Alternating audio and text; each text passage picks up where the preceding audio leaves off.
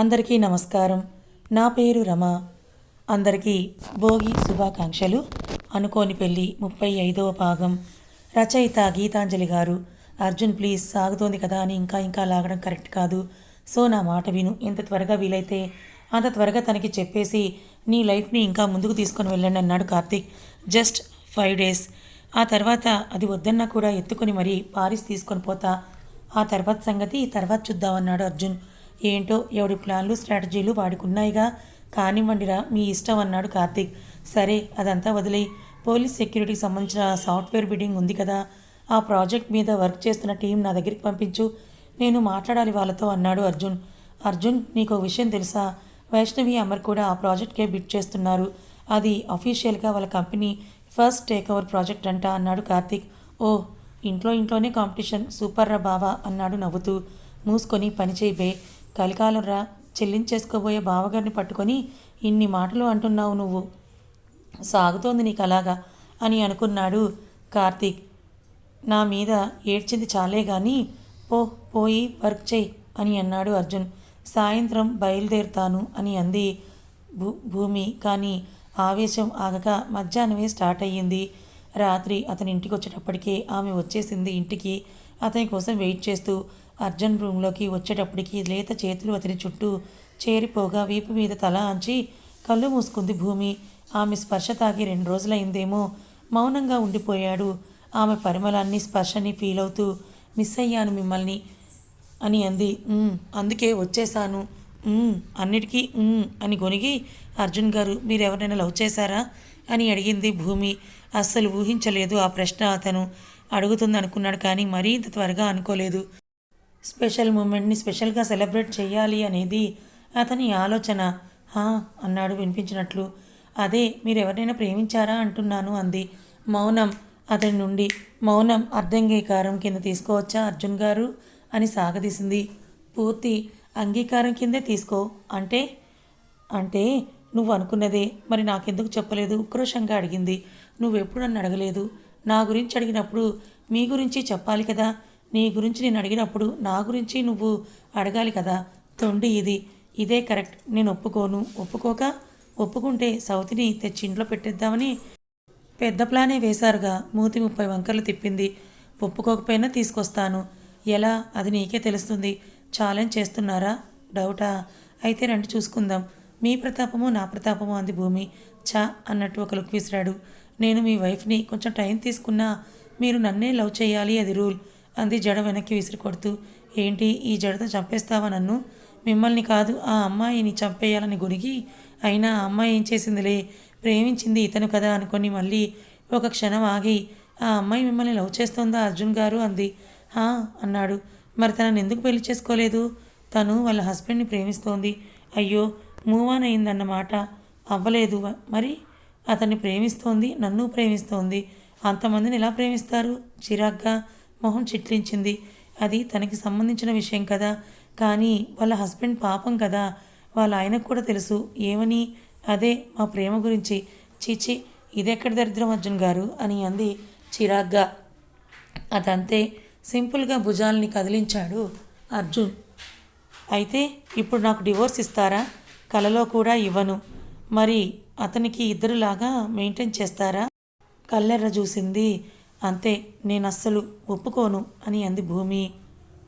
మనిద్దరి మధ్య ప్రేమ లేకపోయినా పెళ్ళి అనే బంధం ఉంది. ఆ బంధంతోనే ప్రేమలు పుడతాయి. పెళ్ళికి ముందు ఉండేదాన్ని ఇష్టం అని మాత్రమే అంటారు. పెళ్ళి తర్వాత వచ్చేది మాత్రమే ప్రేమ అంది స్థిరంగా. అయితే మనది ప్రేమ అంటావా? మనది అంటే నేనైతే మిమ్మల్ని ప్రేమిస్తున్నాను. ప్రేమ ఒకవైపు నుండి ఉంటే ఏం? ప్రేమ అయితే ఉంది కదా, మీ వైపు నుండి కాకపోతే నా వైపు నుండి. నేనే మనిద్దరి ప్రేమకి సరిపడేంత ఎక్కువ ప్రేమించేస్తానులేండి అల్లరిగా చెప్పింది. క్రేజీ కహీకే. అయినో, కొంచెం లేస్తావా? నేను స్నానంకి వెళ్ళాలన్నాడు అర్జున్. ఆ అమ్మాయికి ఏదో బ్రేకప్ చెప్పారనుకోండి, చక్కగా ఇద్దరం కలిసి చెయ్యొచ్చు కదా, హ్యాపీగా వాటర్ కూడా సేవ్ చేస్తాం. ఆలోచించండి అర్జున్ గారు అని అంది. మరి అంత వాటర్ ప్రాబ్లం ఏమీ రాలేదనుకుంటాను అన్నాడు. గుర్తుపెట్టుకోండి అర్జున్ గారు, నాకు కూడా మంచి రోజులు వస్తాయి, అప్పుడు మీరు అడిగినా నేను ఒప్పుకోను అంది బెట్టుగా మూతి ముడిచి. నాకంతగా కావాల్సి వస్తే నా గర్ల్ ఫ్రెండ్తోనే పోతానులే అని భూమి బుగ్గలు లాగాడు అర్జున్. నిజంగా నాకంటే బాగుంటుందా? ఆ క్షణం కూడా తడుముకోకుండా చెప్పాడు అర్జున్. అంతే టాప్ లేచిపోయేంత గట్టిగా ఏడుపుని స్టార్ట్ చేసింది భూమి. దేవుడా, ఏంటి ఆ అరుపులు? తన నోరు ఒక చేత్తో మూసి దగ్గరగా లాక్కున్నాడు అర్జున్ భూమిని. మరి ఏడవకపోతే ఇంకేం చేయాలో నాకైతే అర్థం కావడం లేదు. నాకంటే అమ్మాయి బాగుంటుందని ఎలా చెప్తున్నారు? జాలి వేయడం లేదా నా మీద అంది. జాలి ఎందుకు? మరి ప్రేమ ఎలానో వెయ్యదు కదా. మూతి 30 వంకలు తిప్పింది. నన్ను భోజనం చేయనిస్తావా లేదా? అంత కోపం ఎందుకు? స్నానం చేసి రండి, వంట చేసి ఉంచానని తిప్పుకుంటూ వెళ్ళిపోయింది కిందకి. రాకాసి అని గొనుక్కున్నాడు. ఐశ్వర్యని డిశ్చార్జ్ చేసి ఇంటికి తీసుకెళ్ళిపోయాడు వరుణ్.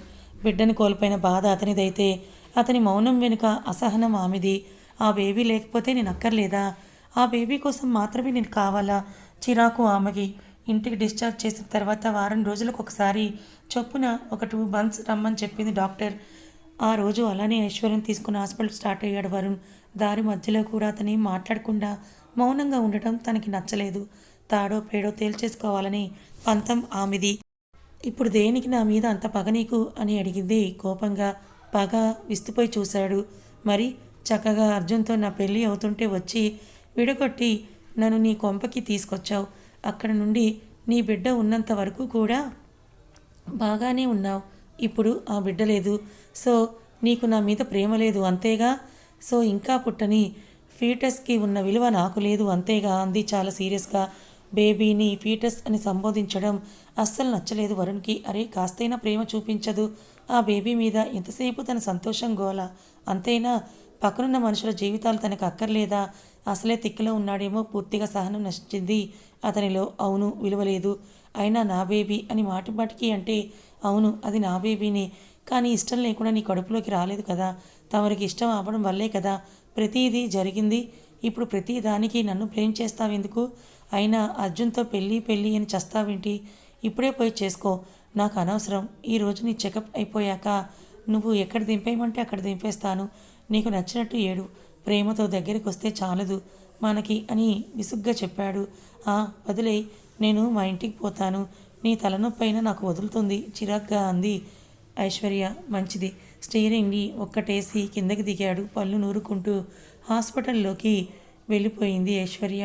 మీకు అబ్డామెన్ స్కాన్ తీయాలి మేడం అని వాటర్ తాగి రమ్మని పంపించింది నర్స్. వాటర్ తాగి బెడ్ మీద పడుకోగానే తనని టెస్ట్ చేసి రిపోర్ట్స్ అన్నింటినీ కూడా రాసి డాక్టర్ గారిని కలవండి. ఆ రిపోర్ట్స్ పట్టుకొని బయటకు రాగానే వరుణ్ కనిపించలేదు అక్కడ. అసలుకే ఈగో మీద ఉందేమో పిలవకుండా గైనకాలజిస్ట్ దగ్గరికి వెళ్ళిపోయింది. ప్రతిసారి ఉండే డాక్టర్ లేకపోవడంతో ఆంటీ అని ఆవిడ గురించి అడిగింది. ఆవిడ లీవ్లో ఉన్నారు. నేను కూడా గైనకాలజిస్ట్నే, ఫీల్ ఫ్రీ అంది. చిన్న స్మైల్ ఇచ్చి నర్స్ ఇచ్చిన రిపోర్ట్స్ ఇచ్చింది ఐశ్వర్య. సో మీకు పిల్లలు పుట్టడం సరోగసి ద్వారా కనాలని ట్రై చేస్తున్నారా? బీపీ చెక్ చేస్తూ అడిగింది డాక్టర్. వాట్? ఆశ్చర్యంగా అడిగింది ఐశ్వర్య. సరోగసి ఏంటి అంది ఐశ్వర్య అయోమయంగా. మరి ఇంకేంటి అని అక్కడున్న హెడ్ నర్స్ని పిలిచింది ఐశ్వర్య. కేసు డీటెయిలింగ్ కోసం ఆవిడ మొత్తం చెప్పి వాళ్ళు సరోగసి కోసం రాలేదని జస్ట్ చెకప్ కోసం వచ్చారని చెప్పి వెళ్ళిపోయింది. అప్పటికే తను విన్న మాటలు నిజమా కాదా తెలుసుకోలేని స్టేజ్లో ఉంది ఐశ్వర్య. చెకప్ కోసం అనుకోలేదు. జనరల్గా ఇలాంటి స్టేజెస్లో సరోగసి కోసమే వస్తారు కదా అని అనేశాను. డోంట్ వరీ అంది ఆ డాక్టర్. ఆ మాట వింటూ చిన్నగా నవ్వింది ఐశ్వర్య మొహమాటంగా. ఇప్పుడు మీ హెల్త్ బాగానే ఉంది కదా, ఫ్యూచర్లో ఎలాంటి కాంప్లికేషన్స్ రాకుండా కాస్త జాగ్రత్తగా ఉండండి అని కాసేపు మాట్లాడి తనను పంపించేసింది. తిక్కలో హాస్పిటల్ నుండి బయటకు వెళ్ళిపోయాడు. కానీ అక్కడి నుండి ఆమెని ఒంటరిగా వదిలి వెళ్ళడానికి మనసు ఒప్పక బయట టీ కొట్టు దగ్గర నించొని సిగరెట్ పఫ్పీకి అటు ఇటు తిరిగి తన అసహనం మొత్తాన్ని కంట్రోల్ చేసుకొని లోపలికి వెళ్ళాడు వరుణ్. అతను లోపలికి అడుగుపెట్టినప్పుడే డాక్టర్ రూమ్ నుండి బయటకు అడుగుపెట్టింది ఐశ్వర్య. ఐఆమ్ సారీ, ఏదో కోపంలో అరిచేశాను కానీ అని ఏదో మాట్లాడుతూ ఉన్నాడు. కానీ ఐశ్వర్యకి అవే వినపడడం లేదు, కనిపించడం లేదు. తనకి పరిచయమైన ఒక ఫ్లర్ట్, తనతో ఎప్పుడూ ఫ్లర్ట్ చేస్తూ సరదాగా కవ్విస్తూ ఉండే మనిషి అతన్ని చూడగానే ఇష్టపడినా అది ప్రేమ అని తను అనుకోలేదు. మేబీ క్రష్ అనుకుంది అంతే. ఆ తర్వాత ఎవరి ఇన్ఫ్లుయెన్స్ వల్ల అయితే ఏముంది కానీ వరుణ్తో రిలేషన్లోకి వెళ్ళడం, తర్వాత అర్జున్తో పెళ్ళి అనే డిస్కషన్. నిజానికి అర్జున్ అంటే ఇష్టం ఏం లేదు తనకి. నో చెప్పడానికి రీజన్ లేదు అంతే. నో చెప్పడానికి రీజన్ లేకపోవడం ఎస్ కాదని తనకు అప్పుడు తెలియదు. మొదటిసారి అతనికి తన మీద ఉన్న ప్రేమ అర్థమవుతుంటే కళ్ళల్లో నీళ్లు గిరున తిరిగాయి. ఈ ప్రేమ కోసమే కదా తను వెంపర్లాడింది, కావాలని కోరుకుంది. అది దొరకకే కదా అడ్డదిడ్డమైన దారులు తొక్కింది. చేతికి దొరికిన వజ్రాన్ని వదిలేసి ప్రపంచమంతా కూడా వెతుక్కోవడం తన మూర్ఖత్వం కాబట్టి ఇంకేంటి. వరుణ్ చుట్టూ చేతులేసి అతుక్కుపోయింది ఏడ్చేస్తూ. ఏమైంది కంగారుగా అడిగాడు Varun. I love you so much Varun అంది బేలగా.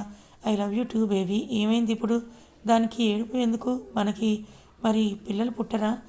ఐఎమ్ రియల్లీ సారీ వరుణ్, నేను ఇది కావాలని చేయలేదు. నిజమే, నాకు ఇప్పుడే పిల్లల మీద ఇంట్రెస్ట్ అయితే లేదు, కానీ నేనేం చంపేయాలని అనుకోలేదు. అది యాక్సిడెంట్లో అలా జరిగిపోయింది. నువ్వు నాకన్నా ఎక్కువ ప్రిఫరెన్స్ బేబీకే ఇస్తున్నావనే కోపంలో అలా అన్నానే, కానీ నాకు నిజంగా అలాంటి ఒపీనియన్ లేదు వరుణ్. I promise. కుక్క పెట్టి ఏడ్చింది. పిల్లలు లేకపోతే పెళ్ళి, ప్రెగ్నెన్సీ ఇవన్నీ మన చాయిసే, కానీ మ్యాండేటరీ. అవి లేకపోతే జీవితం గడవదనేవి కాదు కదా. ఇప్పుడు పిల్లలు లేకపోతే మన జీవితం ఆగిపోదు కదా. నువ్వు అవన్నీ మనసులో పెట్టుకోకు అన్నాడు వరుణ్. పెళ్లి చేసుకుందామా వరుణ్ అంది బేలగా. నీ ఇష్టం, చేసుకుందాం. ఎంత త్వరగా వీలైతే అంత త్వరగా. అస్సలు దూరంగా ఉండలేను చుట్టేసింది ఇంకా గట్టిగా. అని తన భుజం చుట్టూ చెయ్యి వేశాడు. నీకు ఇష్టమే కదా, అదేం ప్రశ్న? చిన్నగా నవ్వాడు. వరుణ్కి అమ్మా నాన్న లేకపోవడంతో తన పిల్లల్లోనే తల్లిదండ్రులు వెతుక్కోవాలి అనే ఆశ అతనిది. అది ఆమెకు కూడా తెలుసు. అందుకే తను అన్నిసార్లు అడుగుతోంది. చాలా ఇష్టం. నా ఆలిగా నా ఇంట్లో నువ్వు తిరుగుతూ ఉంటే నాకు ఇంకేం అక్కర్లేదు ఐశ్వర్య. అది నువ్వు నమ్మినా నమ్మకపోయినా నిజం అని తన నుదుటిన ముద్దు పెట్టాడు. రేపు పెళ్లి చేసుకుందామా?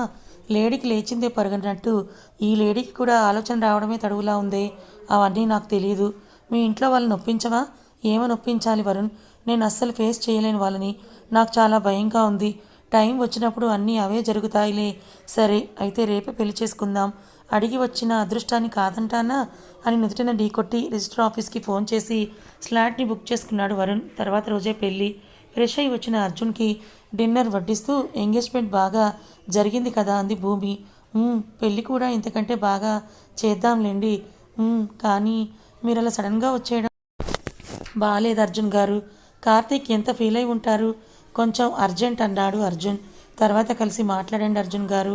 అలా సడన్గా వచ్చేసరికి ఫీల్ అయ్యే ఉంటారు కదా. జాను వదిన కూడా ఒక 2-3 సార్లు అడిగింది అన్నయ్య ఇంత అర్జెంటుగా ఎక్కడికి వెళ్ళాడు అని. అతని ఆలోచనలు అక్కడ లేవు. ఐశ్వర్యకి ఎలా ఉందో తను వచ్చేశాక వరుణ్ మళ్ళీ ఫోన్ కూడా చేయలేదు. తనే ఒకసారి చెయ్యాలని ఆలోచిస్తున్నాడు. ఏమైంది, బాలేదా అంది అర్జున్ తినకుండా ఆలోచిస్తూ ఉంటే. లేదు బాగుంది. పోనీ ఆమ్లెట్ ఏమైనా వెయ్యనా? అరే తిను నువ్వు ఫస్ట్, నాకు కావాలంటే నేను వేసుకుంటానులే అని అన్నాడు అర్జున్. వరుణ్తో మాట్లాడాలని అనుకుంటూ భోజనం కంప్లీట్ చేసి హ్యాండ్ వాష్ చేసుకుని లేచి బెడ్రూమ్లోకి వెళ్ళిపోయాడు. ఏనేంటి త్వరగా తినేశారు అని అనుకుంటూ గబగబా తినేసి తన వెనుకే వెళ్ళిపోయింది. తను వెళ్ళేటప్పటికే బాల్కనీ డోర్ వేసి బయట వరుణ్తో మాట్లాడుతున్నాడు అర్జున్. మీతో ఒక ఇంపార్టెంట్ విషయం మాట్లాడాలి, బయట కలుద్దామా సార్ అని అడిగాడు వరుణ్. ఓకే, రేపు షార్ప్ 7 in the evening రాడిసన్లో నాకు ఒక బిజినెస్ పార్టీ ఉంది, అక్కడ మీట్ అవుదాం అన్నాడు అర్జున్.